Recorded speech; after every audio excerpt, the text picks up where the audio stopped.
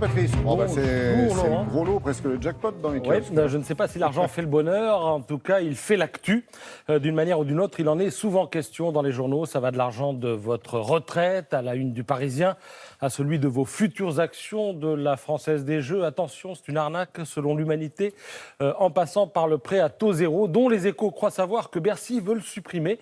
Alors l'argent, c'est aussi celui dont vous jouissez, mais attention, s'il est mal acquis, eh bien, vous devez savoir que Bercy va vous surveiller sur les réseaux sociaux. Donc attention aux photos avec le yacht derrière. Et puis l'argent, c'est aussi celui d'un baratineur qui a valorisé sa start-up à 47 milliards. Patatras, tout ça reposé sur du vide et vient de s'écrouler. C'est ce que nous raconte Libération ce matin. Voilà pour l'essentiel des unes en ce 7 novembre 2019, où nous sommes pile poil à mi-mandat d'Emmanuel Macron, dans un pays où l'on se prépare au municipal et où la cause animale devient un enjeu électoral, si l'on en croit l'opinion. Voilà qui nous renvoie d'une certaine manière à cette livraison du 1. L'hebdomadaire se demande comment sauver les paysans. Sujet concernant, en tout cas si l'on en croit la carrière du film Au long de la Terre qui vogue tranquillou vers ses 2 millions d'entrées et témoigne, quand on regarde la géographie du succès, du fossé qui s'est creusé entre les 440 000 paysans que compte notre pays et les citadins. Pour vous donner un ordre d'idée, le film n'est visible que dans 5 salles à Paris, alors qu'en province, il est dispo dans 500 salles qui ne désemplissent pas. Et fort logiquement, le 1 donne la parole au réalisateur du film, Édouard Bergeon. Il a grandi dans une ferme, il est fils et petit-fils de paysans et il revendique cette terre qui colle et collera toujours à ses baskets de Parisiens. Je reprends sa formule.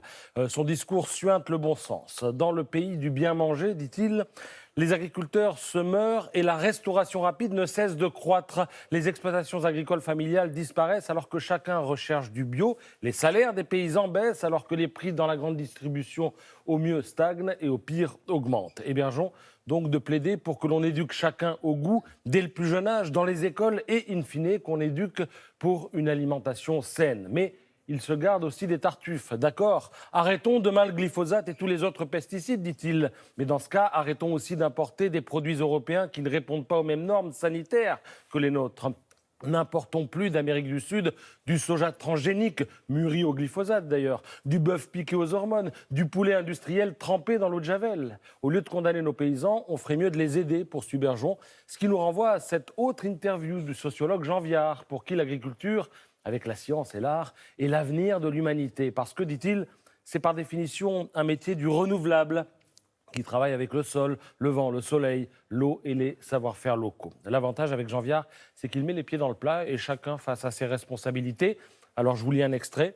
Un paysan est un individu seul dans son entreprise. Parfois, ils sont deux, mais en général, surtout dans les jeunes couples, le conjoint a un emploi extérieur pour ramener un revenu.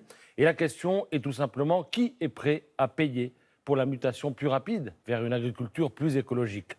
Qui va payer donc? L'Europe? L'État? Les clients?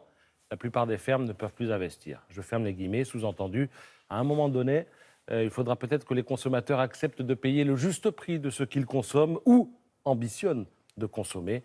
Voilà, stop à l'agribashing, c'est à lire dans le 1.